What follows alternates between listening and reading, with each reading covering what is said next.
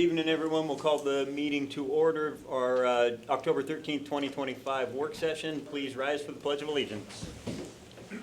I pledge allegiance to the flag of the United States of America and to the republic for which it stands, one nation, under God, indivisible, with liberty and justice for all. All right, thank you. And we have a visitor's guest list somewhere over there. Please sign that if you would. And we will go down the list, but I think we're going out of order a tiny bit. Right, Mr. Drill? Yes, we are. We're going with, my understanding is... Integrated plan programs, then special programs, then elementary, then secondary. Okay, integrated plan programs is Mr. Dyer and Ms. Walisa. All right, how you guys doing tonight? That one. Are we sharing the mic? I'll give the mic over to you. We could be like the Beatles, like I'm John Lennon, you're Paul McCartney. Do it. Right there? All right. Alrighty, so first off I believe we have 5 goals in front of you guys. And the first one, we have 2 that's really revolving around high school graduation rates. The other one is around CTE programs. Tony will talk to you guys more about that a little bit more in depth. And then the other ones really revolve around elementary, around ELA, proficiency standards, passing OSAS, and all that kind of fun stuff. So, and I can kind of dive into those as we move on through the goals. So the first one is graduation rate. Is for our focal groups at 85%. So first off, what I want to say, when we're talking focal groups, we're talking about economically disadvantaged, we're talking about English learners, as well as special education. Those are the 3 that we are attacking and making sure that they are over that hump. So when we're talking about currently right now, we are actually surpassing our goals. Economically disadvantaged is sitting at 90%. English learners are at 92.3, and special education is at 88.5. Which is actually phenomenal right now, and we're really excited about that. So how we did that, I would like Tony to kind of talk about what we did. Yeah, so we do a lot of awesome things throughout the high school opportunity center at which to make these percentages up there. We, a few years ago, started doing math tutoring that we offer 2 days a week after school between 3:30 and 5. So we have a certified math teacher that is there for students who are struggling. It's also a good time if a student, say in another class, wasn't doing so well, just needs a place to work independently, needs it as like a homework club kind of thing. So they do not have to be in there specifically working on math, but there is a math teacher there in case that's something that they need help with. What we've done in addition to that this year is we've added a science tutoring component to that as well. So 1 day a week on Tuesdays, we have one of 2 science teachers that's present also until 5, with the goal of hoping to expand that to a second day also. One of our regular science teachers. Yes, one of our regular science teachers. So currently, Mr. Edwards or Miss Story, and they alternate weeks depending, but we're hoping to be able to do it where one is 1 day and then another's moving forward. We're kind of seeing how it's going. Last week we had 6 students sign up for science tutoring. So lots of new things there. We also offer an ELD tutoring, which hits our English language learners. And so Ms. Rojas and Ms. Griffith at the high school offer that 4 days a week, which has really been impressive. They started out with groups of 2 students that were there, and now they're upwards of 7 each week. So it's a really good way when their students are struggling. They recommend that. What we really do to make sure that we're also hitting economically disadvantaged, we provide transportation home for that for students that live within district. So at that 5 o'clock, if a student is wanting to stay after for tutoring or is recommended to stay after for tutoring, then they could get added to a bus list and transportation department will transport them home. So that way you don't have to worry about transportation being a barrier for additional academic success. We also offer engagement opportunities, field trips, outside Cascade events, after-school clubs, things that students go, this is the reason, this is why I like going to school on these days. Like Thursday's Creativity Club, Miss Belmore has 8 students that every Thursday that she offers it, they're there. And it's just like clockwork. These have become their own community within the school and the people that they're excited to be around. So it's a way to support their continual attendance and then which leading to those graduation rates. I would like to add to that really quick. And again, we look at that high graduation rate. Again, what really tops that off is a Cascade. We're so big on relationship, and relationships is everything. I just walked into Katie Rojas's room because I had a quick question for her, and she had 15 kids in there. And it wasn't just a study hall where they're doing that. She's up at the board, working with them, showing them things, underlining, working through interactive notebooks. Absolutely phenomenal. And so again, it's all about that relationship, but again, it's the power of the practitioner. It's the power of the teacher that is going above and beyond to meet these students where they're at. And that's what is serving us well here at Cascade. It's awesome. Goal number 2 is we're talking about ELA and math, 80% by 3rd grade.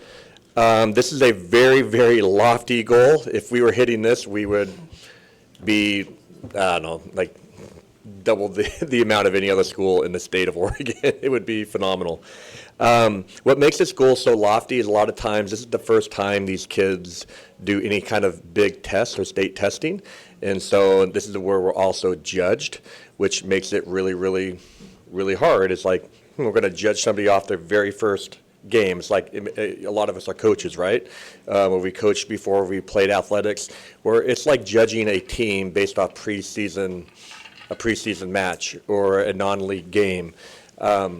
And so that makes it really hard. However, we still attack it and we still push forward with it. Right now, currently, ELA, we were at 38% last year. At math, we were at 45%. To be honest with you, that was a little bit down from the previous year. From the previous year, we were at 48% to 52. In the year before that, 45, which roughly we're kind of just around 50% mark passing, which is roughly probably around 10% higher than the state average when we look at how other districts are doing around us. What we're doing to strengthen this and to kind of work on this, we're taking a hard look at our core instruction, and we're making sure that we're standardized across the district, so that a lot of PLC groups with grade level across the elementaries. We're doing essential standards work. We are doing common assessments, some things I'm going to talk about later on tonight in the board report. We're also doing math incentives. We're also taking a look at our testing prep and how we are prepping kids for the test, and also just testing atmosphere. I was talking to one of the principals, and I wouldn't really say if we're not hitting the mark, it doesn't really have to do with our instruction. Sometimes not really too much. A lot of times this is how we attack the test, and just making sure that we have a little tweak in here, because a lot of our kids, they start here at 40% and they go up, by the time they get to the junior high school, they're over 60% passing and doing a great job. So those are some things that we're doing right now. Do anyone do? I'll do the next one. You guys can get tired of me talking here. The next one is goal number 3. It's really talking about social emotional learning and making sure that we're decreasing bigger issues that kids are dealing with, and we wanted to decrease that by 20%. Right now we saw around a 35% decrease when we were looking at the DESA. What did we do with that? First off, I have to say, again, it's the power of the practitioner. Our counselors are absolutely phenomenal. They have a very strong PLC group. Jessica Augsburger has done a lot of work with that, if you ever get the chance to talk with her. But again, in every single building, you have phenomenal counselors that are meeting kids where they're at. And again, it's that power of the practitioner and of the relationships that are formed there. But again, we have Wayfinder, which is a curriculum that we're using. We are tracking kids' moods, and we're addressing kids in real time. And so those are the things that we're kind of doing there. The last one that I'm going to talk about here is foundational reading grade scores by the 2nd grade. And so what we're really trying to do here is look at indicators before we get to 3rd grade OSAS testing. And one of the big indicators is fundamental skills in reading by the 2nd grade. We measure this through Acadience, or Dibbles is what we would call it. And kids are benchmarked 3 times a year. And we collect that data, and that's how we see how they progress throughout the year in their growth. And so right now, last year's group, we were sitting at 55%. And so we're getting closer. And again, we're looking for that 80% mark. But 55% of our kids had those foundational skills. Now, I did add, and I wanted to add this because I think it's really kind of cool. As we go up in grade level, the proficiency standards, we're hitting those marks. And so by 3rd grade, 3rd grade has 58%, 4th grade has 58%, and our current 5th grade class has 70% right now. And so we're sending these kids up to the junior high with foundational reading skills intact, which is absolutely amazing. So again, yes, we're trying to hit it by second grade. Yes, we're trying to get these scores up by third. But most importantly, you're going to hear elementaries talk about this more, is how are we sending kids from fifth grade to the junior high to make sure that they are ready for that rigorous work that Debbie has them ready for them at the junior high. And so the last one I'll let Tony talk about. Our last goal on there is about increasing what are called non-traditional students in our CTE program. So those, if you think about manufacturing and construction, just kind of to give everybody perspectives, we have completers and pathway completers, students that make it through a variety of classes in these. And over the last few years, we've averaged 1 to 2 students that are females in manufacturing and construction. And we're wondering, how can we get more females into these types of industries? How do we support our learners who maybe want to try something, but they're a little nervous about getting into something that maybe they haven't seen done before.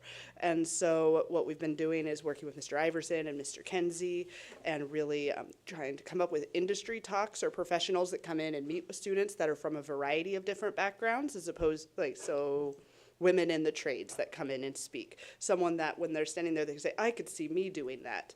We've gone and been on panels of women in the trades with Mr. Iverson, and I presented at one of them last year, and try to talk to other school districts about what kind of things are we missing, how are we working on that. And this year, we're really excited because just in first trimester alone, we have 9 students that are signed up for Mr. Iverson's classes this trimester. So what we're doing, we're progressively working towards that. But we want to make sure we're encouraging everybody to take classes that maybe they aren't as familiar with, and not just the introductory courses, because taking one because you're like, I need a spot to fill in my schedule is one thing versus I really liked that. How can I continue to take those types of classes? I really liked what I was doing. This year we also have students, female students in the manufacturing program at the Willamette Career Academy as well, which was my first year having a student that had signed up for that. And so it was really exciting to see how those kind of opportunities are growing. But we also are looking at students, how are we supporting our special education students that are in manufacturing and construction? How are we supporting our English language learners?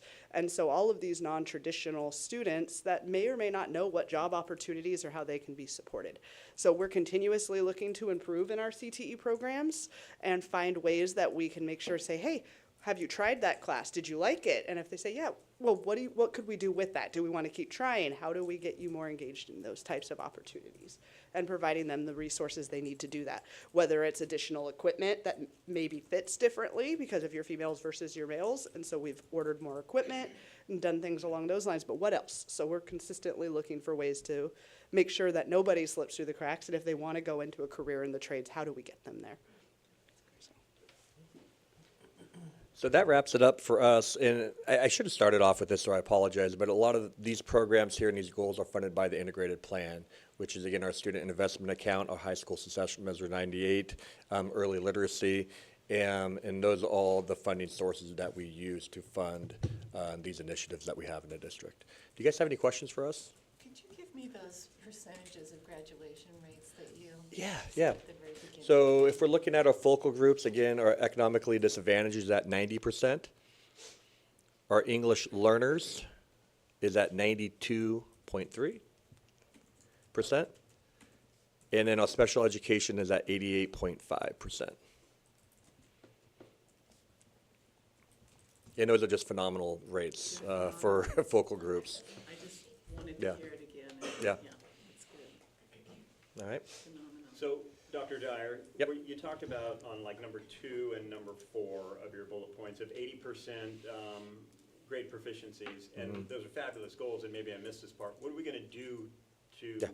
different to achieve that? Yeah, so right now, especially for, like, let's say we're looking at goal number 4 with the foundational reading Right, we're at skills. 55%, you said now. We want to get to 80, which is a fabulous goal, Yep. but what are we going to do different? Yeah, so right now we're working with Oregon RTI, so it's the response to intervention. So was it last week? No, it's 2 weeks ago. We just spent 2 days in Bend, all 3 schools working together, and we're taking a hard look at our core instruction. So our response to intervention really breaks things down into 3 tiers when we're looking at a student. So tier 1 is what we're talking about, core instruction. That's where everybody is kind of getting. And after we progress monitor them, not progress, we benchmark them and we assess them. And if they kind of fall behind or they're a little bit behind, they're either going to be green, does that mean they made it? or yellow is they're just a little bit behind, or they're red or they're really behind. If they're in the yellow and the red, we now move them to what we call a level 2 or a tier 2. And then we have some interventions and curriculums and some programs that we run through there. And then if they still don't progress after that, then we move them to a tier 3. And so then we intervene that way. So what we did at the conference was we looked very specifically. What we're looking at this year is we're analyzing our tier 1, 2, and 3 at separate times to make sure that we are all on the same page across the district, and also to make sure that we have the best practices around to service our kids. So let me ask another, let me Yep. take that a step further. I've been sitting here long enough. I've heard Yeah. for a lot of years of all the things we're doing, and we're Yeah. adding, and we Yeah. keep adding, and we keep adding. At what point do we put too much on a teacher's plate where other things start to fall off? I mean, because again, they do a fabulous job, and they have Yeah. a ton on their plate now. So a lot of the RTI situation process, we do have a reading specialist. So when it comes to reading, we have a reading specialist, and then kids go out for a 30-minute block for a response to intervention or RTI reading block where they get pulled, or it's called a WIN, depending on what school you're at, and that's going to a team of reading specialists or reading instructional assistants that deliver that instruction to those kids. And so really what we're doing with Oregon RTI is how do we lighten the load on the teachers, or how do we streamline it a little bit? Right. Because we little can't just better. keep dumping on them. No. Again, something has to give. Nope. And again, I think with us working together as a team in our PLC groups is we're learning how to work together, not even as a school, but also as a district. And so now we've opened up the network across all 3 schools, and we talk very regular, on the regular, and we talk about a whole bunch of best practices, and so they're meeting and they're talking. They're a phone call away. We have teachers visiting other classrooms, and again, we're trying to make that easier for them to streamline that process and get everybody on the same page, which is it's really cool to see. Right. And also working with Oregon RTI, we work with a lady called Beth Ferguson, and it's funny, she looks at our data from our benchmarks, and she's like, well, let me just see where you're at, because we were like, we want to get here, and she's like, well, let me see your data. She looks at it, and her jaw just goes, this is some of the best data I've seen. What are you guys doing, and how? And so they're kind of talking back and forth with us about what we're doing. Right. And real quick, RTI stands for what? Response to intervention. Yep. I'm gonna follow up with a question. Going back to where you were talking about the testing at the 3rd grade level. Yeah. And I think you were saying math, you were still in the 40s, and we're trying to get up to the 80s. Mm-hmm. So you've already had 3 years with a kid, right? Kindergarten, first, second. Mm-hmm. By 2nd grade, do you have some sort of idea where they're at, or has there not been any testing? So 3rd grade is really the first benchmark where you see the kid's real level. That's a great question. So the first formal assessment that we get from the state is given at 3rd grade. We do. Yeah, the state test. Yeah, state But- test. So we work through, and we have Acadience, which is foundational skills for reading, which we just talked about. In math, we use iReady, and we're doing the exact same thing. We're progress monitoring 3 times a year.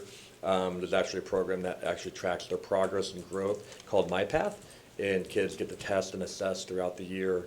But again, we formally assess them 3 times a year. So that starts at the kindergarten level? That starts at kindergarten So by the level, time yes. they're in 3rd grade, they've been assessed 9 times? Yes. Yep. And what we're Assuming that they're here.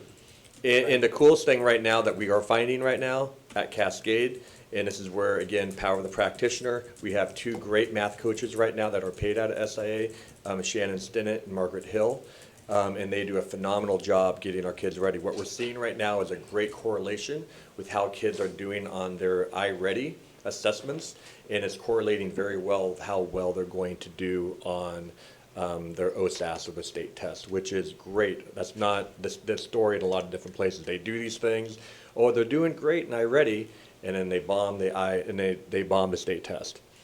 If our kids are doing pretty well, they're going to do pretty well. If they're doing great, they're going to do great. If they're doing bad, they're going to do bad, which means we know how kids are probably going to perform before they even take the test, which is good news for us. Now we can make adjustments in order to get them ready for that. One You've last already question. been used. Oh, using go ahead, iReady though, right? Go. This isn't a new, the iReady, you've already been using it for a couple of years, right? 7 years now? Yeah. Okay, so that's not something new then. Was it? When Aaron. Year when- 5, okay, yeah. It when seems like you're- forever. When you're talking about trying to get to 80%, which in all of our minds is like, well, that's a B, right? I don't know of a district in the state that's even at 70% for math. I mean, they're not even, Okay. I mean, the state So average is- is in the low 40s or 38. I think it's Yeah, 30. yeah. Is then the state's target off? I mean, that just seems like a drastic. The state's target is, well, no.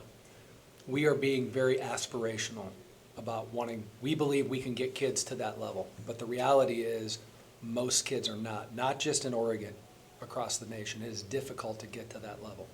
So is it because they're of their background, and then we're having to, at kindergarten, already play catch-up? Most people, including most kids, are afraid of math.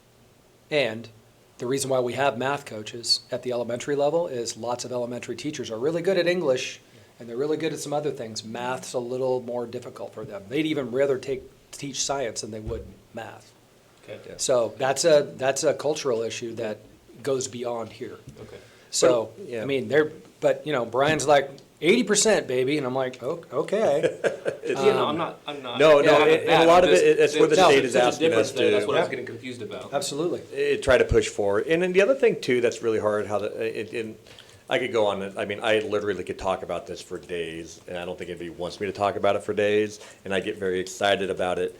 But it's just that sometimes even how they track cohorts, we're showing growth. The state, I don't think, I'm being recorded, huh? Yeah. Yeah.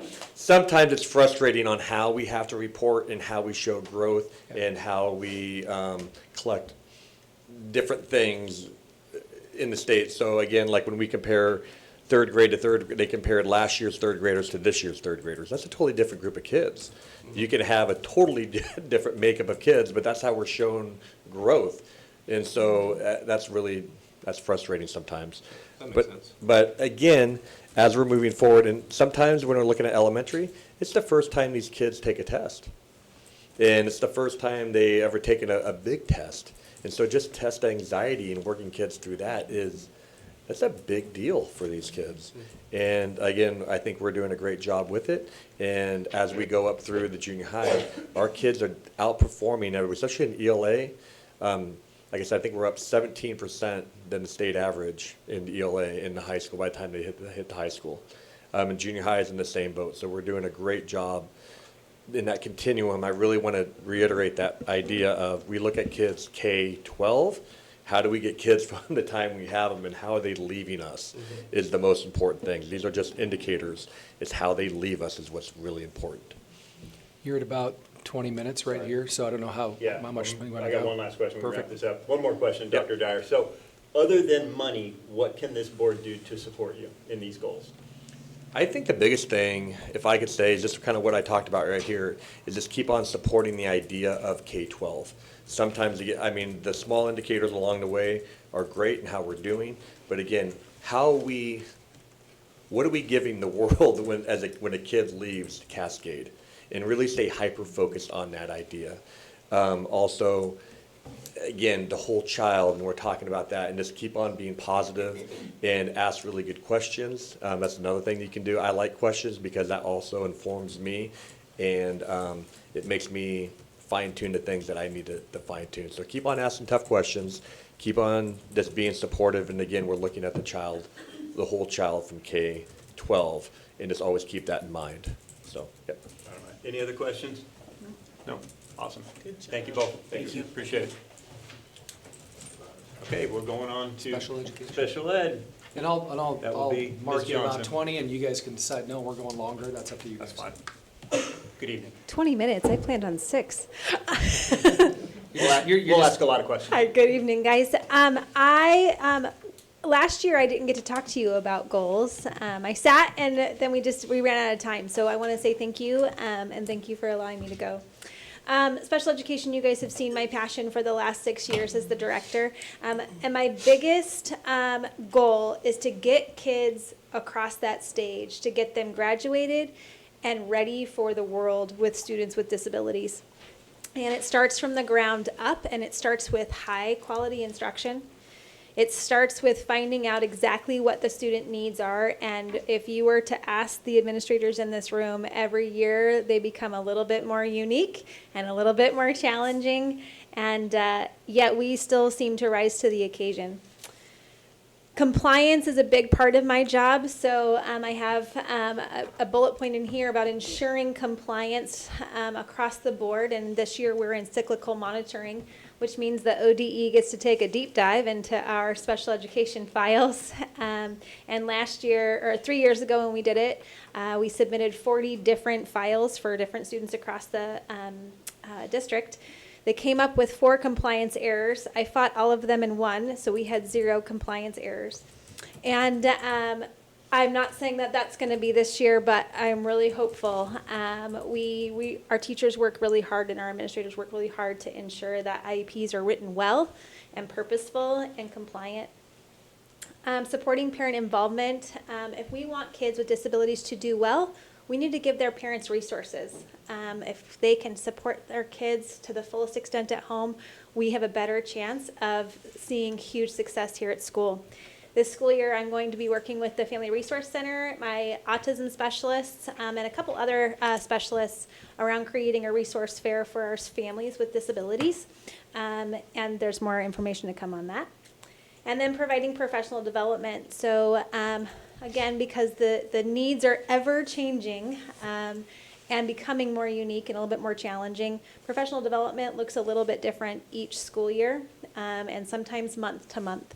And some of the big things that I'm targeting is everything that I talked about just a few seconds ago, as well as looking at, again, higher level instruction, but this year a lot around safety.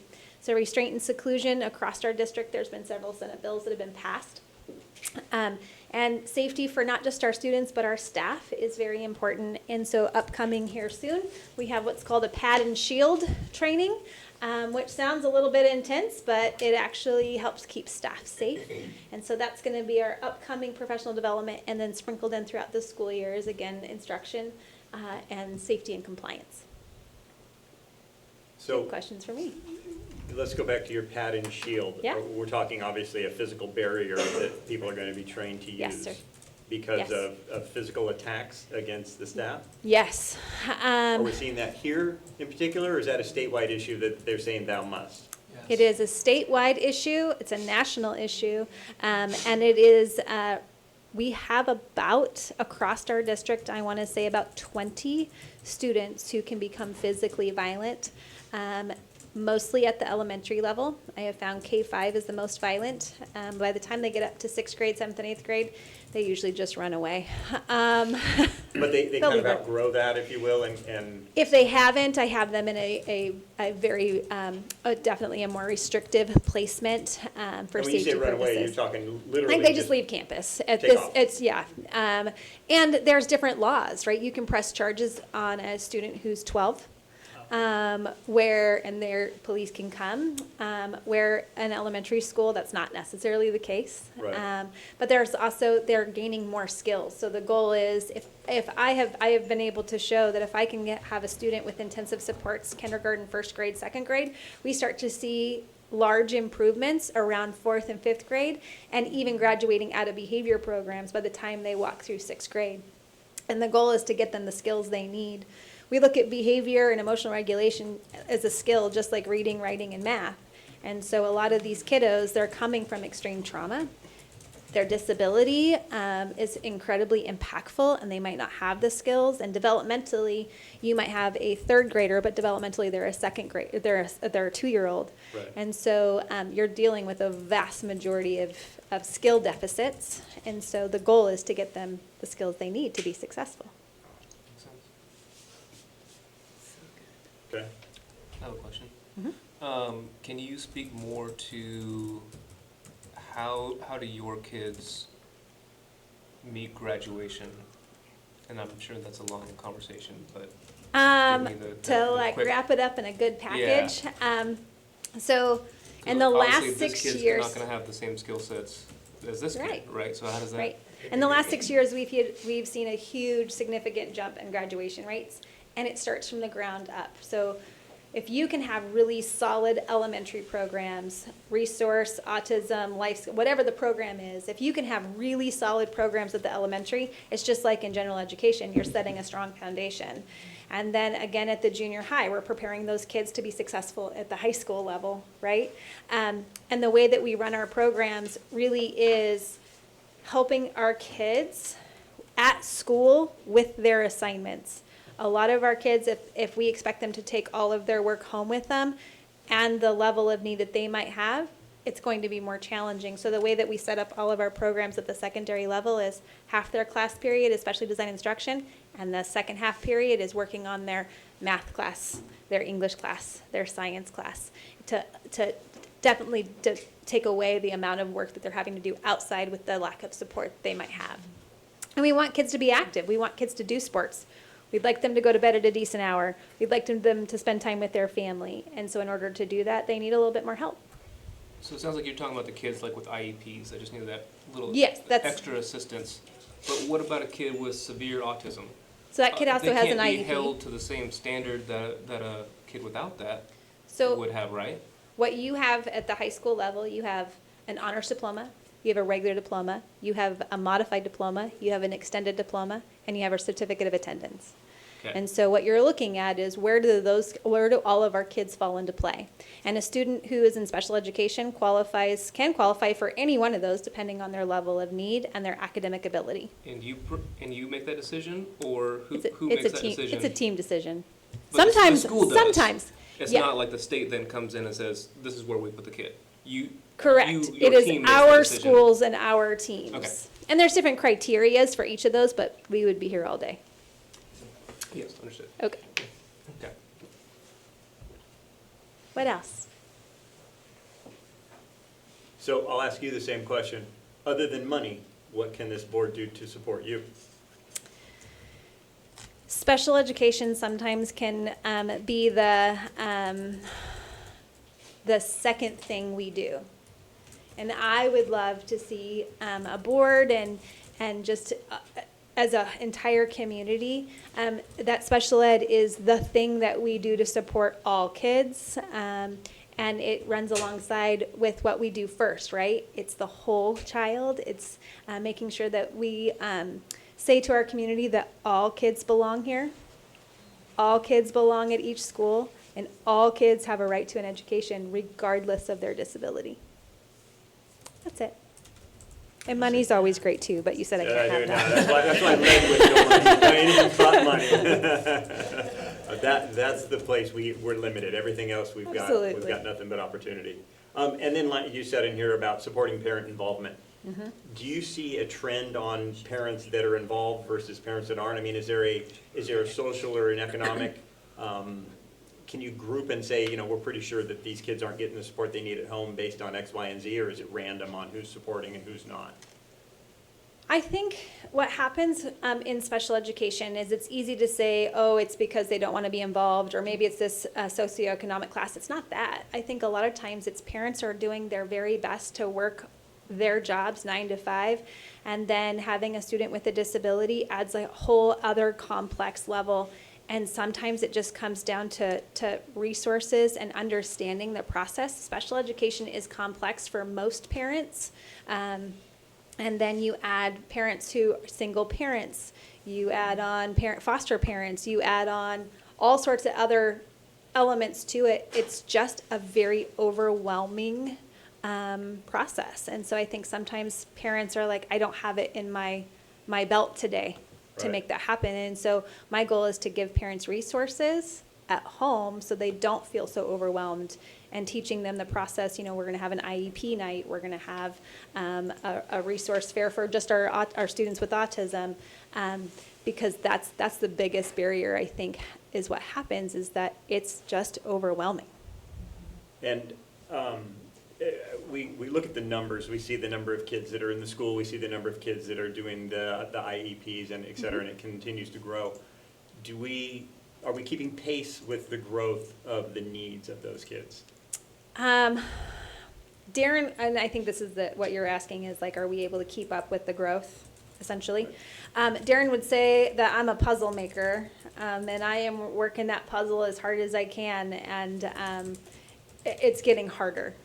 I would be lying if I said absolutely, Fair. but the puzzle's getting harder. Right. Because of the needs. And I know everybody up here knows that I don't want to just give services, I want to give really good services to kids.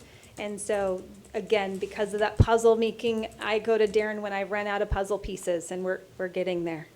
And is the bar getting higher or lower for kids to fall into the special needs program? So 20 years ago, would all the kids that are in it now have qualified, or would they have fit that space? I mean, are more kids coming into us because the bar is changing, or? The bar has not really changed. It's actually become more specific. Okay. I would say needs are different than 20 years ago. There's Okay. so many more different dynamics. Additionally, when you build it, they will come. And we built really solid programs. It's just becoming harder because our programs are getting so big. So for example, 5 years ago, our autism program had 12 kids in it. Okay. We're at 26 as of yesterday. And how many of those are transferred in? I'd have to take a look. They're mostly move-ins. Okay. This school year alone, we had over 20, I want to say 25 preschool students living in our district who were already identified come in with high needs. It's the highest we've had since I've been here. Right. And of those 25, 13 of them ended up in my autism program. Wow. Is that just this school district, or have you looked at Salem and has their numbers Right, right? they correlate, are they the I same? would say, Yeah. yes, I would say even Jefferson. Jefferson has a tiny district compared to ours. Right. And she was telling me just yesterday, she also had the highest number she's ever had come in. And so I think you're seeing districts all over the state, numbers are starting to grow. The difference is that if you are in a larger district, it doesn't feel as impactful because you have Right. way more programs and Right. resources and systems in place. It starts to become more impactful in a district our size because we're limited. Right, Also limited in space, exactly. so. Yeah, okay. Okay. Kathleen, Yes. if somebody were to say, what are you most proud of in the special ed department, how would you answer that? So many things. I would say our staff, I hired one new teacher this year. And that means if you think about how many staff I have in the special education world, for teachers, I had one new teacher and just a handful of instructional assistants. I'm proud of our staff. And we couldn't ask for a better teaching crew and classified staff. We are blessed, especially in our teaching staff. They're veterans, they're good at their job, but what I love most is they love kids. They're in it because they love kids. Okay. Good, any other questions? Wonderful. Awesome. Thank you, Thank you. appreciate it. Thank you very much. Keep it up. So we're 2 down, Two down, 2 to go. two to go. If you need a minute, great. If you want to move forward, you can certainly move forward. It's up to you Gang, guys. does anyone need a minute, or can we charge on? We're charging on. Okay. So elementary. Yep, Mr. Minzer, I believe, and Miss Iverson. everybody, all right, it's a party. Zach, can you straighten up that podium just a bit? She's kind of walking around the room with it. You'll just be out of camera. Oh, sorry. It was just part of how you were moving. It's all good. Good. We're good. And you know, we talk about these goals and just following Kathleen. I mean, the times are surely a-changing. You know, I've taught in this district since 1999, and the only time I was clobbered by a student was a kinder earlier this year. So we set lofty goals, we work hard toward those goals, but until we manage the behaviors and all the incredible needs, and sometimes those needs are just the hierarchy of needs, starting with clothing and shelter and safety and food. Those are what we manage first before we get to all of these lofty goals that we're talking about today. And one of those goals that we're all committed to at the elementary level is literacy. We have a campaign called Everything Literacy. Yes, is math important? I'm proud of the fact that we've never had the numbers we've had in calculus at the high school, But frankly, if they can't read, they can't do much. Even our iReady program, which we are in our 5th year, is heavy on reading and word problems. So we're really tackling literacy. We did get some additional funding with the early literacy grant that Brian manages as part of that package of funding, but it's more than that. A lot of people in Oregon, well, every school district received that money, but frankly, the needle hasn't really moved yet in its 2nd or 3rd year of inception. And we have to be so careful of where we place that money. First of all, teachers need adequate training, and we're doing that. Most of our staff now have had the LETTERS training, which is the #1 training tool to teach the science of reading. And science of reading, not some fancy slogan, but back to the basics of how most kids need to learn how to read, and that's that strong phonetic base, back to the basics. We're doing that at all the elementary schools. We're also teamed up, as you heard, with Oregon RTI, so that a third party can come in and watch our core instruction, give little tidbits. And though it's true that it's one more thing for teachers, but it's like, is it one more thing on your plate? But I'd say it's a better plate. Instead of going to the country buffet, where you just kind of grab a little bit of everything, we want a high-end dining experience where what's on the plate is the best of the best. The teachers are going to teach reading regardless. And we are hopeful with these strategies in place that they're teaching it to the best of the research and the abilities out there. They're still going to teach reading. We want them to master teaching it well to get results. And when I first got this job, and this is my 5th year along with iReady, I thought, if we do reading really, really well, we won't need all the reading interventionists, and IAs can then be in classrooms giving more support.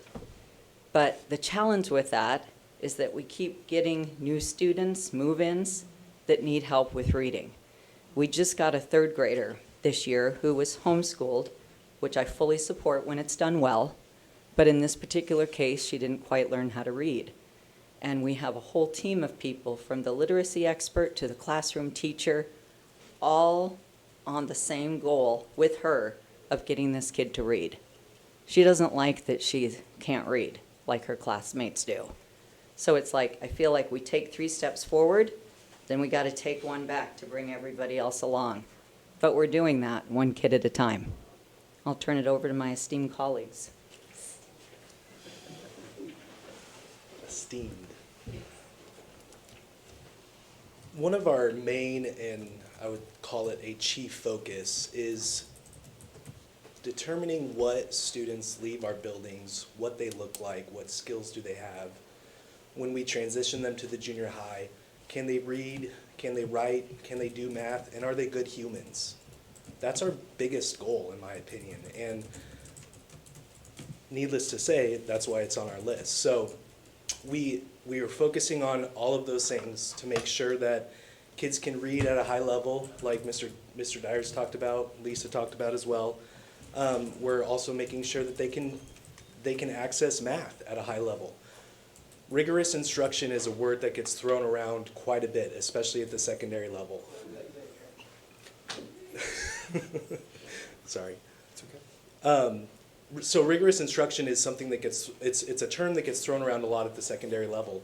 And we had this great conversation last week with a team of teachers and myself, and we talked about academic stamina. We need to build academic stamina in our students so that they can access that rigorous instruction. And this goes hand in hand with everything Mr. Dyer talked about earlier with our state testing scores. We've got kids in 3rd grade who have never seen that test before. They've never experienced that. They've never been on the field, to use your game analogy. And so if we can do our best to build that academic stamina in them as all the way through kinder, all the way to 5th grade, then we can be sure that they're going to do their best on those state assessments and that they're going to be in the best place and best position to excel in the junior high, which I feel like, and Debbie's not here yet, but Debbie has seen some amazing growth the last couple of years, and I 100% want to pat the junior high on the back, but also at the same time, the 3 elementary schools are getting some very quality students to the junior high, and that is something that I don't think we could be more proud of. So that is our second goal. Miss Bradley. Your next esteemed colleague. My next esteemed colleague. Okay, so basically, I think what they're saying is great. Just what we focus on with our kids, but at the same time, what we also want to do is just honor our staff. Because it is our staff that get our kids to where they are. It is the staff, it's our classified staff who work tirelessly with kids. It's whether they're doing recess duty, small group instruction, you name it, they're everywhere. And if you are ever just to sub for a classified staff, it's nonstop. It's just go, go, go. And they work so hard to just go everywhere to help our kids, and same with our teachers. So it's also just making sure that all of our teachers are doing very similar things. That Oregon RTI process that we were talking about, that's also kind of streamlining it, but it's also simplifying what they're doing, because sometimes there is so much thrown at teachers, and this does take out the things that aren't going to be wasting their time.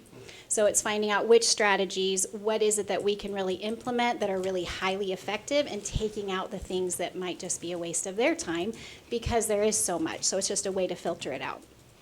But I throw that in there, by the way, because I was thinking about that earlier. But also just making sure we're focusing on AVID strategies, everything that we're doing, and then also just holding the administrators accountable that we're also doing the same things by supporting our staff and keeping in the district initiatives. So, any questions? Ask away. I'm looking right at you. I'm waiting, I didn't want it to go, I didn't want to hog in. So, here's my question, Dr. Dyer, you might be able to weigh in on this. If a student goes from the 5th grade to the 6th grade, and since the three of you are standing here, I'm going to ask this. Can a 6th grade teacher tell which school they came from? I'm just going to say yes, all the great ones are from Cloverdale. No, I don't. I think once upon a time it was very evident. I It was agree, that's very why I'm asking the evident. question. And I would say now, doubtful. Mr. Dyer, would you like to? Dr. Dyer, would you care to weigh in on that? Maybe I'm a little biased. You think? Maybe. I will weigh in on that. To be honest with you, in the years past, that has been something That's why I that asked the question. was talked about. I've checked in with teachers, and it's not there. It's not there, especially after the first month. It's just they And I blend realize together. everything's going to be different. We can't have a cookie cutter, but what No, I'm asking is, no. are they close enough that we can feel confident that Yes, every I fifth honestly, grader's I was even looking through data, and I was pulling out data just on who is passing, who's this, and on that. And by the time they hit even the end of 6th grade or 7th grade, you can't tell Cascade kid's a Cascade kid. Nice. So, Nice. yep. Okay. Go ahead. I wanted to make a comment on that, because I was a parent who knew the strongest grade school, and we transported ours out of district to that grade school. And when I first came on the board, the elementaries seemed so divided and almost competitive. And it just seems like, I have to say that all three of you are just the perfect fit for your schools, and you work so well together. And I feel the professional respect among the three of you, and it's just wonderful. And I just wanted to say that. Thank you. Got a good team. Yes, and I would send my kids to any school and be so proud. So I'll ask my question that I asked the others. Other than money, what can this board do to support each of you individually in your goals and objectives? Well, I've been thinking about that, because when you've asked it, and I honestly didn't really have an answer, did you? No, not, I mean, truly, it's what you guys are doing. Being inquisitive, asking questions, caring. We don't want a pat on the head, I'm seriously, No, I'm there's not, stuff trust we me. can do. I wouldn't give you just the courtesy pat. I truly think the amount of interest and investment and curiosity that all of you have for what we do K-12, I think that to me is the most important thing. And the fact that you guys are all well-rounded and with it people who understand what we do here is more than just faces in books, right? It's more than just that. We're graduating these people who become amazing individuals. And if you just looked at our staff and on how many people graduated from Cascade that worked here, I think that would tell you something. This is a special place, and you guys are a huge part of that. And so I would say, keep doing what you're doing, ask more questions. Careful what you wish for. Lisa, do me a favor and answer the question. Exactly, I say. I would love for each of you, and I know you're busy, this is a volunteer position, but spend more than a 10-minute walkthrough. Go to each school at one point this year and spend a half a day. If I could actually scream from the mountaintops about public education, which my husband and I have devoted our entire life, I want the public to know. I want the public to know that we have a family where the kids are living in a tent and mom's expecting again, and we feed them, we give them care and nurturing. I want the public to know that if we can just regulate this kinder and the teacher's coffee doesn't get thrown or somebody doesn't get hit, that that's a good day. But despite every single obstacle, I walk and visit every single class every single day. And I just cannot believe how on point our teachers are. There just isn't any, I said this at our teachers meeting the other day and I mean it, there's just no weak sauce. They are doing their job every single day. They are bringing their best, despite the fact that, don't ask for anything, we don't have any more money, despite the fact that all of the challenges from our special education and the needs of our community has never been greater. They're still bringing it every day. Nobody's just putting on videos and relaxing. And I want you to see that. And help out at lunch. See 4 or 5 lunch. Because Wait a minute. Hold on. 6 or 8 kids through the lunch. Because whatever the It's a big bond, ask. whatever the bond plan, we are flat out of room again, and we're gonna have another boom, and we need a plan B. And just be on the ground one day this year. Let me ask that question in a different way. Yeah, fire- No, I was just gonna say, maybe we should schedule a time that, I would, yeah, I did tour Turner the year before you came, but I would love to come and do that, and I've been to Almsville, and I would love to come to Cloverdale, I feel like I know it well, but, it would be nice to meet the new teachers. So maybe 2 at a time, we could go visit or something, like schedule something, so just like not one of us is taking your time away. Hard for me to take a whole day off, but I'd like to come for like a lunch or something. And it would go a long way too with our educators to know that it's like, just to see it. Yeah, It's I agree. kind of like, you can't believe it till you see it sometimes. Yeah. Aaron, did you have a different way to ask Yeah, the go question? ahead, Aaron. Yeah, just what do you think the biggest challenge is this year?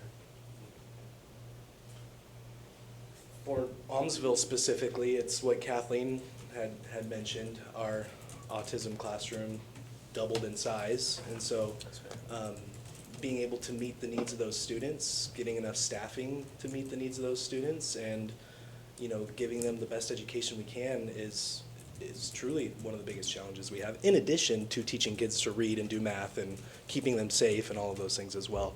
I think, as you will see when you come and visit Almsville is a very busy place, and we've got the 3 self-contained programs for the district, so there's often a lot of challenges that come with our attempts to support those students, and we hit it out of the park 9 times out of 10, but there are hard days for sure. Follow up to what you just said. Yep. I don't know the answer to this, what I'm asking. Being that you guys are both in the same building, do you guys share teachers? Like, is there ever some overlap that a teacher could swing and go help where she's supposed to be, but like Kathleen needs an emergency teacher to go help in the situation? Is there any sort of overlap with you guys, or is it just like she's got hers and you have yours? Well, so Maybe it's not they're enough to make our that. Yeah. teachers, they're not just my teachers, so I Yes. think that's the But you first have one. your program, right? No, And so then- it's our program, so I don't have Okay. separate programs. Is that Yeah, kind of where we're that's, at? yeah. Maybe I that- just so didn't understand the dynamic at all. then. we do have our gen ed teachers, we do have certified teachers who support primarily in the gen ed, and then we have special education teachers on top of that. So we do have a very large staff, and Kathleen is involved a lot, I would say 100% plus our 100% with our special education teachers. So there's not an overlap like you're describing, but we do have shared teachers Yeah. all in the building. So Okay. in an event like where there's an emergency, it is all hands on deck. And I would love to say that staff attendance is 100% perfect, I already know that answer. That's not true. And because of that, sometimes we are begging, borrowing, and stealing from other programs to make sure that our higher need programs, it's a safety issue. So I can't go with a bunch of subs in a behavior program because you really need to be MANT trained. And I can't have a teacher out and no sub in any one of those programs. I have to grab another teacher, or we have to, because at that point, student safety is our biggest concern. Gotcha. Yeah. Okay, that makes sense. That's a good question. Others? Any other questions? Yeah. Julia, since you're the newest of the three here, but not necessarily newest as an administrator, open season right here, I'm gonna give you the shot, right after a couple, 3 years, what do you see at Cascade that works well, and what do you see that we're still needing support with, or need to work on? Sure. If I could just compliment 100%, it would be Kathleen Johnson. If you go to any other district, your SPED director can either make it or break it. She has a very strong philosophy of any student that has any high needs should get high support. There is a sense of, I know that there, as an administrator, it can be really hard if you have a child hitting people and they continue to go back in the same classroom again and again and again, and it impacts the learning of everybody. Where I know she will have my support. She is going to be hard on me and say, I need this and this and this before I'm even going to consider looking at this child, but I know she will support me 100%. She will also take tough conversations with any parents if I have exhausted everything I've got. Are you coughing for a reason, or is that just, oh. All right. But really, just even when I was getting interviewed, just hearing her was what made me say, okay, this is where I need to be, because it does impact everything.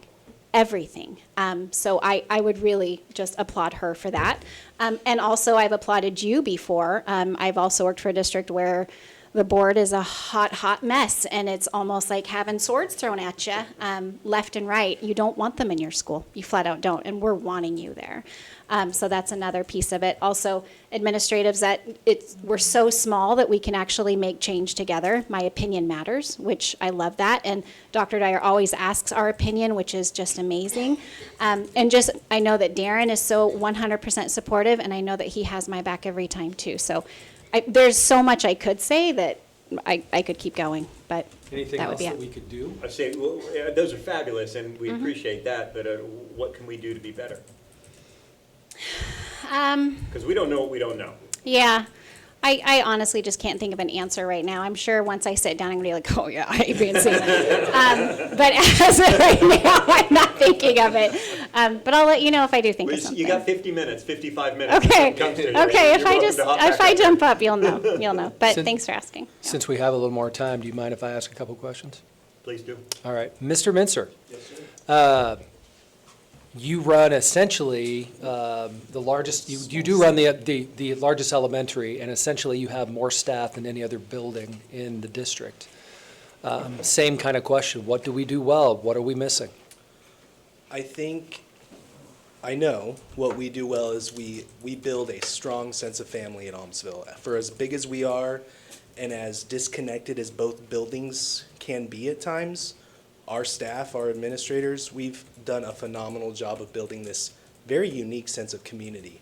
And anytime we hire a new staff member, we check in with them regularly, and I think Jay even mentioned this today in our leadership meeting. He's gone around and met with every single new staff member that we've hired, and he said resoundingly that most all of them had said the sense of family and community that our school district builds is huge. And I think at Almsville, we've definitely done that. In my experience there, it definitely has become a wonderful and amazing place to work. I say this term a lot. We want kids running into the building and not out of the building. So, and that just goes to show that we've built an amazing community. So that would be the one thing I think we do really well. On the same token, those new staff members, sometimes, if we're not very intentional about getting to them or checking in with them on a regular basis, it can be lonely because of our size. So we as administrators, The other folks on their team, we have to be super intentional about providing them the mentorship that they might need, the resources, or just things as simple as, hey, we've got a fire drill tomorrow, where do I line up, right? So there's just, we've kind of called it like the new teacher kit. We need like this toolbox of all the stuff. And so that would be one thing I think that we could do a little bit better job of onboarding our new teachers specifically. I think when it's with our instructional assistants, they've got pretty great systems in those programs to onboard them. But specifically with our teachers, I think we could be a little more intentional with onboarding. Thank you. So if I may, Lisa, you ready to drink water so you don't? So my question to you would be a little bit different. So in the 5 years that you've been there, when you started, Yes, right, there were at least 100 fewer kids. correct. And now you're running right around 420, 422. I'm sure you can correct me because Yeah, you and I both 421. you and I both know how many there are per day. It's kind of Yes. interesting. So in that change in that 5 years, right? So what do you feel like you guys do well? Because you're dynamic, your size. You went from a small country school to an actual real full blown elementary school with all its issues and all its problems. So what do we do well, and what are we missing? Well, I am super excited when they talk about those multi-tiered of interventions. Like we give kids that need the help with reading a tier 2, meaning they go and get small group. But tier 1 is what every kid gets. And we do a really good job with tier 1. I mean, Kelly and I know every single kid's name. So it starts with that. I know their test scores. I know who's struggling with what. So getting to know our kids. You know, there's this Facebook group, and they were debating about how much time administrators are at recess, and somebody said, well, you don't have time for that. I consider it essential. I know Brian wanted to meet with me, and I'm like, but I'm on recess duty, because that's when I know my kids. I mean, I talk to them, I visit with them, I know who's playing with who, I know who's left out. That's how I knew how much the reading bothered our new 3rd grader last week, because she was out at recess sitting alone because they just finished with reading. So that's what we really do well. We know our kids. We also give kids experiences that they're not getting anywhere else. You know, a lot of schools, not to always bash on Salem Kaiser, but they just don't do field trips anymore. I'm the biggest advocate, as we all are, for experiential education. I mean, they will remember that field trip, that experience forever. We do that really well. And I think it's not something that we do poorly, but just being attentive to behaviors. We've had several teachers come to us from Salem Kaiser, and they say, it's so amazing just to be able to teach, because we're not just dealing with behaviors, but we are seeing an uptick in some pretty significant behaviors for Turner. And my message actually at the last late start meeting was the day that we start saying that's just the way it is the day we might as well give up on public education. We have to be attentive to every single behavior. Other children, no matter what their needs are, cannot interrupt the learning of others. And we have to be very attentive to that. And we have to be on it every single day. And if that means we're in classrooms every day helping out, that's what we need to do. So it's not that we do it poorly. I just think we're learning how to do it because they're seeing things that they didn't. The old timers that have been at Turner for a while, they didn't just see that. They didn't see kids that tear apart a classroom or that clobber their principal. It just didn't happen there. And it's happening now. But it can't define us, and it can't take away the learning that needs to happen in that classroom. Any questions? I'm done, Mr. Chair. So I'll ask one more that's kind of in this realm. So when you bring on a new teacher, and you mentioned like the making them aware, feeling welcome or whatever the case may be, do you find it easier or more difficult to bring on a seasoned teacher that came from another district that may have good or bad habits, or do you find it more of a challenge to bring somebody brand new, fresh out of the gate up to speed? Both, and that's a really good question. Most recently, we hired a brand new teacher. She actually worked for us as an IA for 4 years before going to college. While going to college, actually. So we hired somebody who had worked for us previously and already knew it. So it's hard for me to answer that. On the other side of that question is a seasoned veteran coming to our building, and there might be some tricks that need to be unlearned or some bad habits or Right. things like that, right?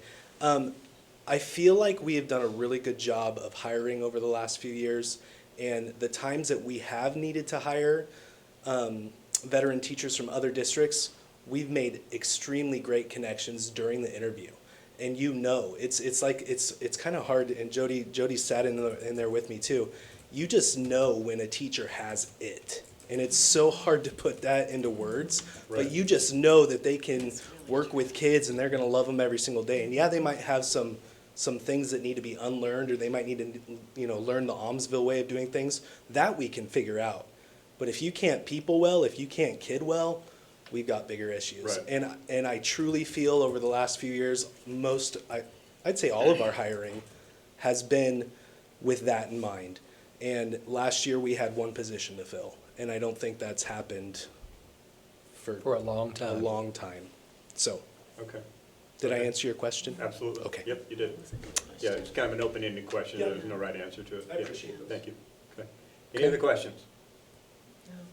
Good. Good job. We're good. Thank you. Good job. To all three of you. Appreciate it. Secondary's on. Somebody yell at Pete. Next is Mr. Rasmussen, Ms. Leday, and Ms. Thompson. Welcome, welcome. Oh, did they really? Yeah. They're up two. By a lot, Nice. It was 3-1 last night. What was the score today? like 10-3, I think. Oh, they smoked them. 10-3. I don't mind. They're on that roll. Come in, come in, come in. You're up. Give it just a sec and we'll get started. I do find it impressive that you know every one of your kids' names, though. Lisa. Aaron was Lisa. saying. Lisa, I do find it just impressive, though, that you know every one of your kids' names. That's I'm not shocked. there's no way I could do that. I'm not shocked right now. Good evening, good evening, good evening. Hello. So guys, we've got about 25 minutes for you guys to go through your process, and please leave enough time for questions, because you know there'll be some. Sounds good. And Spencer will be right back, so just go ahead and get started. Okay, we met as a team and kind of brainstormed together, what makes sense for us, and then realized that some of our needs are definitely different. The junior high is definitely focusing on our AVID strategies throughout. Organization is definitely a key component for incoming students and our junior high kiddos, coming from a single homeroom class to then suddenly having one homeroom teacher and 3 other teachers to try to move around. And then as a 6th grader and then as a 7th and 8th grader, you have 6 different teachers throughout the day. Can be a challenge trying to stay organized. You don't have a desk to keep all your junk in. You now have a locker and a backpack and a notebook, and some kids multiple. We had a student just the other day in our counseling office, and it was like the clown pulling out the different handkerchiefs out of his backpack and binder, because it was an explosion of I don't know what. So really working on organizational skills, coming up with kind of a to-do list, using their planners to know, oh, tonight I have a math assignment, here's what I need to do. Teachers actually going around and making sure, are they filling in that they have a math assignment? Some kiddos really work best with the homework folder, the to-do and to turn in side. Interactive notebooks is definitely an AVID strategy that starts clear with our elementary kiddos, so we definitely pursue it and keep it going in the junior highs. Critical reading strategies, we took a group of 13 of us down to the San Diego conference, and they definitely focused on critical reading strategies, which is kind of getting students to engage with the text before and during and after they've actually read. I can remember in college reading things, and then after I was done with the passage, I'm like, I have no idea what I just read. And we're trying to make it so kids actually engage with it prior, look at vocabulary words that might be a challenge so that they are understanding what they're reading before they even get started. So this year, Mr. Nolan is taking some of the people who went to AVID, and each one of them is having to present different things that they are doing personally in their classrooms, and hoping that other teachers have the ability to model it or use it as different strategies. So during late starts in our professional development, we've already had 2, and during one of our late starts, and we have 4 others who will be presenting a week from Friday. Ms. Wolf actually did a really good one. She came up and kind of modeled everything, color coding, and really working with kiddos from ground zero, so that we do a lot of hand holding in September, so that we can start holding less hands down the road, and so that when they get to the state test, they are able to access the education and they're reading all on their own. Then lastly, we're really focusing on increasing our stamina, students being able to access and do everything more on their own and with less support. We are realizing math fact fluency. We all remember as third graders, learning how to multiply and everything, and we're bringing it back. They have to be able to access those facts fairly quickly. And the problem is if you don't know it accurately, your math problem's wrong right from the get-go. So even if you're doing all the steps right, if you miss that 7 times 8 is 56, and you think it's 45, then you're in trouble right out of the gate, even though you've done everything right. So we're really focusing all the way from 6, 7, and 8. All of them, even our algebra kiddos, are working on fact fluency, because if you don't use it, you're going to lose it. So all of our classes are really working on that. We talked about accessing the reading strategies, and then lastly, we're really trying to increase our number of kiddos who are having access to the advanced classes. Our numbers are showing the advanced math is great. For our 7th to 8th graders this last year, my advanced current 7th grades is down a little bit, and I'm not sure why. We do have a significantly higher number of special education, so I'm not sure if that's where our balance is, but it doesn't seem right. So I'm going to be definitely looking at those numbers, because we sent almost 96 kiddos to high school that are both advanced in math and reading. And I'm hoping that those numbers will pop up again as we send them next year. And it's looking good so far for my 8th graders moving on. I have 90 and 95, so respectively, which is pretty good numbers, heading about 3 classes, so that's good. Any questions? Do we want to do questions at one at a time? Do you want to do them at the end, or do you care? Up to you. Don't care. All right. Any questions here? No? I'll ask a question. Oh, not a chance. You don't get to sit down yet. It was worth a try. Yeah, good try. So the increased academic stamina, I think these are fabulous goals, but talk to me a little about how are you going to do that? How are you going to increase the number of students in advanced math and English in the 7th and 8th grade? I think part of it is making sure we are identifying them correctly. With iReady, the end of the year diagnostic and the beginning of the year diagnostics, we weren't seeing we're not using that data as well as we should, because there was a lot of last minute shifting the first and second week of school. Oh, this kid is rocking it.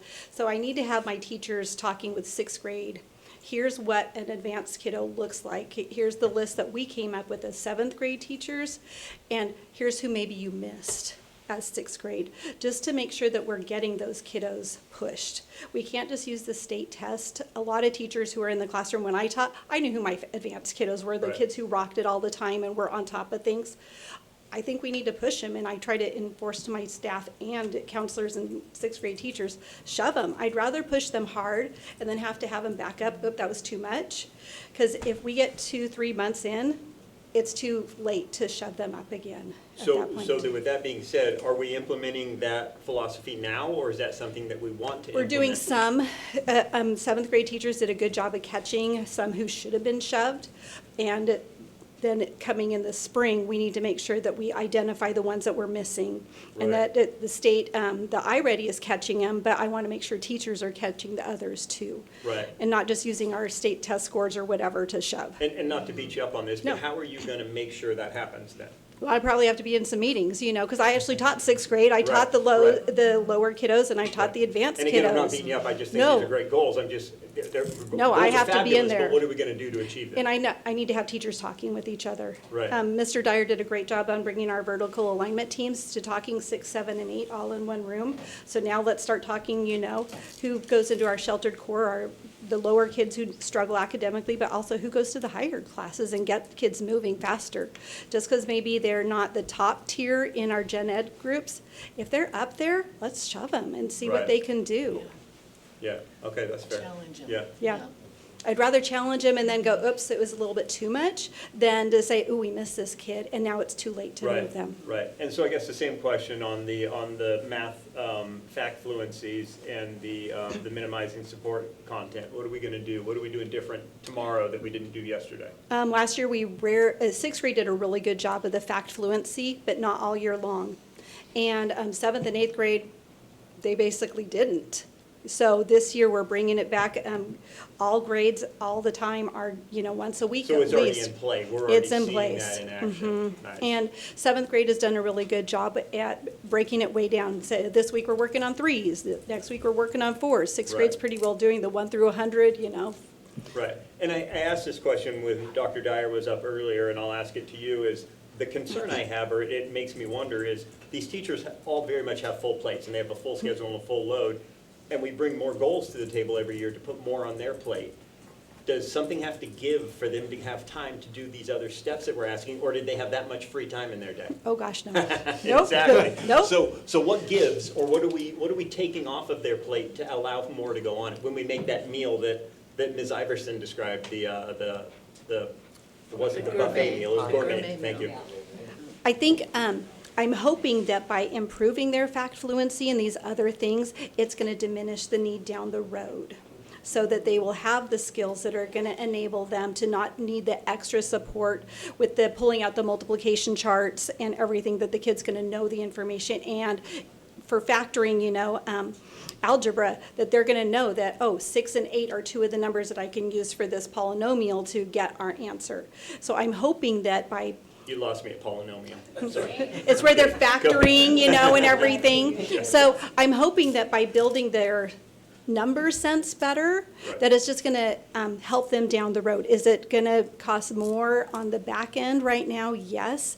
But if we practice it for the next 2 years, I would hope that middle of 7th grade, most to 8th grade, that we're going to see the back end of it to benefit us. Okay, Down the my road. last question, and then I'll let anyone else have to ask if they, what can the board, short of money, you can't ask us for money, what can we do to support you in your goals? I don't think anything. I think just your visibility and coming in and seeing what my staff is doing and how they're rocking the world. I mean, my state test scores, show that my staff's working hard, and to acknowledge them, and come in and see what's going on in my building. They love to show off what they can do, and they're pretty phenomenal. So I would love to have you come through any day of the week. Fabulous. All right, any other questions? Mr. Drill? We're good. We're good, thank you. Hello, everybody. Welcome. So you have my goals in front of you. The first goal, we wanted to focus on writing. Writing is an essential skill that students need to have in order to get their diploma. And so we have a number of students who did not pass their writing, the portion of writing in their ELA state assessment. So we're going to be focusing on that. So teachers are working on providing some baseline data. It'd be a cold write, and then doing some instruction and seeing how that affects. It's mostly in the areas of organization, conventions, your basic writing skills. So that's a focus that we're doing this year in order to kind of get them across that line for their diploma, because, like I said, they just really need it. And then we want to also add an AVID goal. We can't do AVID in the same capacity necessarily as some of the other schools because of our online curriculum, but the goal that our teachers really wanted to focus on are the interactive notebooks. And so I don't know if you remember, but we do have some live instruction for our English and for social studies. And so among those, our students still have the difficulty in organizing their work, their time, all of the things. And so now they have their notebooks, they're being checked on. And then when they transfer, either coming to us from the high school or going back to the high school, they're able to transfer that notebook or that skill onto the next place that they go. And then the last one is on student engagement. So that's one of the big goals that we have for attendance and engagement within the classroom. So I can let you, I don't know what questions you have, but just as a step towards achieving that goal in particular, we attended some training on at the ESD the year before last, through an organization called Attendance Works, and ESD hosted that. And so out of that, we built an attendance matrix. We have agreements on the simplest things that, like, if a student isn't there for 2 days in a row, what is our response kind of thing for attendance. We also last year went right after school, instead of going to Summer Institute, we had our own retreat for our staff, and our trainer, Keela Lynn, she came to us and facilitated meetings on building a behavior matrix that fits for our students. We'd always kind of use the student handbook. We used the behavior matrix from the high school, but some of that stuff just didn't really fit totally with our students and their behavioral expectations in our classrooms and how we respond to that. So we created our own behavior matrix that aligns with the handbook, but it also adds a few of the little nuances that deal specifically with our students and their needs. That's basically it. I can answer whatever questions you have if you have them, but I didn't want to take up the whole time explaining. Are there any questions? Questions? Yeah, I'll ask. Goal number 3, student engagement. It says that the staff at Cascade Opportunity Center will identify and increase usage of student engagement strategies in their daily classroom practices. What does that mean? So kind of what we did at the training was, like I said, we developed an all-school behavior matrix and how we're going to respond to certain behaviors, whether it's disrupting the classroom to drug use. So what are we doing now? Before So- we talk about what we're going to do, tell me what we're doing now. Yeah, so they have posted more specific behavioral expectations in the classroom, and they are using their trauma-informed restorative skills in order to respond to students. So oftentimes a student will come in and they're already in a bad mood, they're already ready to disrupt the whole day for everybody. And so through that training, our teachers are learning and realizing that sometimes it's not about that assignment that they didn't have ready. Sometimes it's about something that happened way before school. And so just having them be at school is a win. And so instead of attacking a symptom, they are trained, and that was part of our training this last summer, was to identify maybe the whys and how you're going to approach a student, not about that symptom, but about probably the cause of what's causing any sort of behavior. We have students that come to us. There's one particular student who was actually assaulted at a previous high school, and she came in from Portland. So just coming into school was a huge traumatic event for her. And so she would do things to sabotage. So she would come in dressed totally inappropriate, and instead of, dinging her for what she's wearing and making that a big stink, we approach it through the side, kind of through the side of more of a restorative instead of, hey, this is what it says in the handbook, you have to get a call home or whatever, because that just wasn't going to work for her. And so just little strategies like that right now that we're doing on an individual basis with students instead of just hammering them on your typical behaviors that happen in a school. Right. It's not like our expectations have gotten lower for our students, but we are recognizing that there are causes, and some of these are just symptoms to their So acting instead of out. being black and white, we can be a little more fluid. When A it little needs more. to be. It's more on an individual basis, Right. So that's the challenge, because I always talk about with my staff, there's the art of teaching and there's the science. The science is what you have in writing, the stuff that's going to keep you from getting sued or whatever, all the policies that are there. But the art of it is when you look at that student as a whole, and you also get to know them outside of school, so that you can have a more global understanding of where that student's coming from. And so we kind of have a code that it's not about the hat. So sometimes people get in trouble for wearing hats, but sometimes it's just not about the hat. So that's kind of our code saying, maybe it's not about the hat, Right now, we have no cell phones, and it's actually been going pretty well. We had a little snafu today about one, but again, it's not about the phone. It's about something else, and we will get to that. But sometimes these kids just need a little more time to kind of process different things. So, and there's other things too that go with training, and again, that's the hard balance of not lowering our expectations. We still have high expectations, but we're going to approach it in a little bit more of a restorative way. And so that gets a little dicey and gray sometimes, and that's where I come in and I have to make some of those decisions on how to handle that. And then, again, engagement also includes attendance, so using our agreements on how are we going to respond to students that are very sporadic in their attendance. So, does that answer your question? Absolutely. Okay. So my last question I've asked everybody before you is, other than money, which you can't ask us for, what can this board do to support you and your goals? I'm going to just kind of piggyback on what was said before about being present.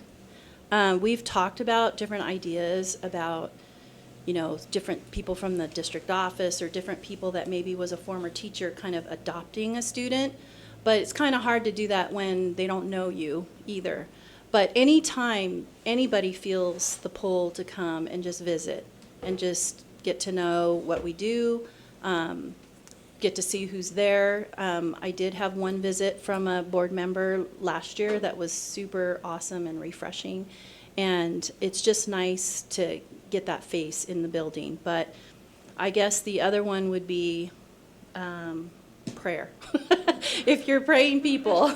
So, you know, and I guess also when we have students that come in and present, I just really appreciate the attentiveness that you guys have shown to our student and the interest and the questioning and the affirmation that all of you have done in the past. And so if we have another student presentation at a board meeting, Your kids did fabulous in here. I That would was encourage, fun. yeah, they're Very just much fun. great. And Yeah. so I just really appreciate that and just keep that going. You got it. All right. Thank you. Thank you. Appreciate it.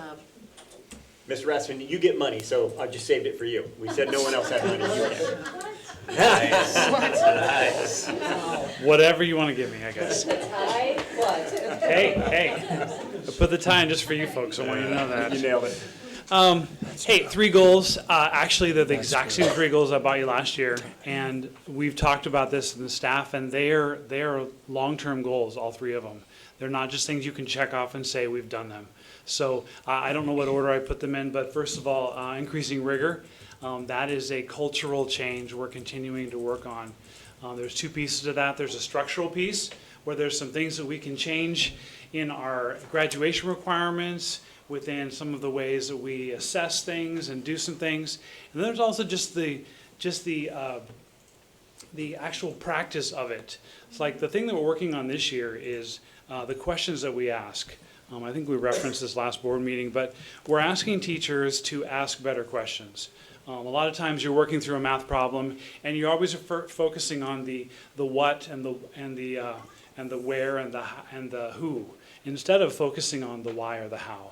Getting to the higher level questions, asking things like, persuade me to believe in XYZ, or analyze this, or evaluate this, or weigh the consequences of these 2 actions.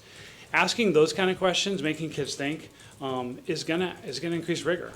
If we ask basic factual base level questions, and we do that as teachers because it moves faster. It moves the instruction along. Kids get feedback. We're going. We're good. 2 times 4. Okay, there we go. We're just going down the list. But the reality is we've got to pull back and say, let's do something harder. Let's do something that's going to make us think. And so that increasing rigor piece is that. We're asking teachers to think of 2 prescripted, 2 to 5 prescripted concrete questions that they're going to write out and share with their kids each week, so that they have something that they don't just come up off the top of their head, but they're like, okay, I'm going to ask this question today somewhere in my presentation or lesson or activities. And kids will either respond in whatever avid strategy they want to, whether it's a writing activity, whether it's a pair share, whether it's a group whip around or whatever it is. So we're going to do that. So that's one thing, increasing rigor. Secondly is increasing our critical reading strategies. You know, we know kids aren't reading as much as they used to. TikTok, Instagram, whatever, kids are reading short sentences, short phrases. It is a pain getting kids to read. If you're an employer, maybe you've witnessed that, I don't know. And kids are so compartmentalized when it comes to reading. They'll do reading in an English class, but heaven forbid, ask them to read in a science class. You give them an article about something, they're like, what? I don't have to read in this class. And in fact, I had a teacher come to me last year and said, hey, our kids can't write, what's happening? And this was a social studies teacher. I go, oh, that's not true. They can go write, go to an English class. They're producing excellent. They're just not transposing the skill. And so the reality is we want to do this building wide. So we're asking each department for our next professional development is to bring their favorite reading strategy. When they give kids something to read, it could be a how-to list of how to start an air compressor in the workshop, or it could be an article about some phase of the moon for science classes. They're going to bring their best reading strategies. How do they help kids access those articles? How do they do that? And then we're going to share those and see what we're missing, see what we're doing. Hopefully teachers glean something from that. And if we have some gaps, we're going to fill those in for them. And then finally, the last one, increasing rigor. What's the last one? Growth. Critical. Growth mindset. That's what. I got a great story for this one. Growth mindset, that also is not something you're just going to conquer in a day. That is the piece where we're asking kids to do harder things. That goes hand in hand with the rigor. Last week we brought in a speaker from the Northwest Anxiety Institute, and you're like, anxiety, how does that relate to that? Well, it certainly does. When kids are anxious, they are not going to be in a growth mindset place. When kids are stressed, they're not going to be in a growth mindset place. And the speaker was outstanding. It was really super practical. And he defined anxiety like this. When you have a flat tire, the emotions that you experience are stress. It's stressful. You're on the side of the road, cars are whizzing by, digging through the trunk, pulling the tire out, doing all that. That's stress. He said anxiety is worrying about having a flat tire. And then it's going beyond that, worrying about where am I going to have the flat tire? Is it going to be in a rainstorm? Is it going to be at night? And he said our kids come to us with all those things. And so the idea is how do we help them through that? Because the reality is they don't have a flat tire. But how do you get them past that? And the truth is, the only way through some of that is just straight through it. You have to help kids walk through the hard things. And that's kind of what we're asking kids to do. Not shy away from the hard conversations, not shy away from the hard tasks. We're embracing the power of yet. Not saying I can't anymore, but saying I can't do that yet, but I'm going to soon. So I was talking to my staff about asking better questions, and I say some of you are great question askers, some of us aren't. I said I'm not a tremendously great question asker, and the teacher said, Mr. Rasmussen, some of us aren't great question askers yet. And it's like, okay, you're right. And it is a cultural mindset piece that we all have to teach ourselves because it's something we want to be better at, okay? And if we want kids to be able to grasp hard things and do great things and do complex things, we've got to find ways to help them do that. And so one of those ways is putting tougher tasks in front of them, supporting them and asking them to do it. So. Those are our 3 goals this year. Those are some things that we are doing this year to attack it. We'll do more as we go throughout the year, but it's a good start so far. So, if we're going to add these new tasks to their plate, and I've asked this question of others, what are we taking off of their plate? The opportunity cost. When I do something, it costs me something, right? You got it. Okay, there ain't no such thing as a free lunch, Same answer for as sure. Yeah, so Economics when it comes teacher. to asking questions, we just replace some of the basic pre-level questions with some of the harder questions, okay? And maybe we don't show 5 minutes of the video clip, I just showed 2 minutes of the video clip I was gonna do. So you have to find places, for sure. And we talk about, one of our principles is making the classroom sacred. We started that in the junior high and we've continued on. The class time you have with kids is limited, it's finite. And so in theory, it's 60 classes you get with a group of kids for a half a credit class. You get 75 minutes, 60 times. And so those moments are precious and important. So planning those out, being detailed about those is important. I would venture most of us can find some extra room to do some basic things like ask a better question, okay? Let's not, take 5 minutes to clean up, let's take 2 minutes to clean up. I'm gonna push you right till 2 minutes because I've already asked you a hard 3-minute question. So I think the things that we're asking people to do is such. We're using some PD because to start on the growth mindset side, to start with your increasing growth mindset, you've got to increase the growth mindset of your staff. If your staff aren't moving towards that, then they're gonna have a hard time sharing that with the students, okay? And the truth is, growth mindset is something partly personality, DNA. Some of us come with it like, I can do anything. Some of us like, I can't do anything. But the reality is that we can all help kids grow. So, and staff are the same way. So I think we have room. I think there's room. The cost is there for sure. We're going to have to be more judicious and prioritize our activities in the classroom, but I think it's doable. Okay. Okay, so last question is, what can the board do to support you, other than, I was just kidding about that money part. Other than money, what can we do to support you? Well, I win. Nice I try. win. I'm the winner. No, I think honestly having a quality conversation with you guys about this stuff and letting us bounce things from you, and truthfully the freedom. I was talking to a principal today from a different district, and they're a little hamstrung by some requirements that, are requirements, but they're things that you can do differently and have more flexibility in. The board and the district office is outstanding because they give us flexibility to make things happen which we think are best for kids. And that's what I appreciate the most, is the flexibility and the graciousness to let us do the work that you have hired us to do. So we appreciate that. Any other questions? Mr. Drill? Thanks, Shane. So, what we hope that, thanks Pete, what we hope that, first thing when he said opportunity cost, I looked over at Zach. Zach said, oh my God, I'm in Mr. Rasmussen's economics class all over again. So that hasn't changed. Seen that before, heard that before. Thank you, Mr. Rasmussen. Wanted to give the board an opportunity, this, as you could tell, right, this is kind of the academic side of the house. Right, when you listen to all the people that are sitting in this room, it's the academic side of the house. These are the people that lead various parts of this district from an academic standpoint, what their philosophy is, what they're thinking. And in planning for this night, one of my thoughts was, yeah, there's different things we can talk about. Certainly finance is an important piece. Certainly some other things that we do are important. None of it's not. But this opportunity was to look at these folks, including Jay over here as a former principal in multiple places, and starting to understand as an HR director what this looks like, and give you guys a really deeper flavor. I mean, you get a 3-minute report from different buildings, and that's it. But each one of them, if we're listening carefully, you heard some philosophy about how this works from kindergarten all the way through, in special education, in the alternative setting.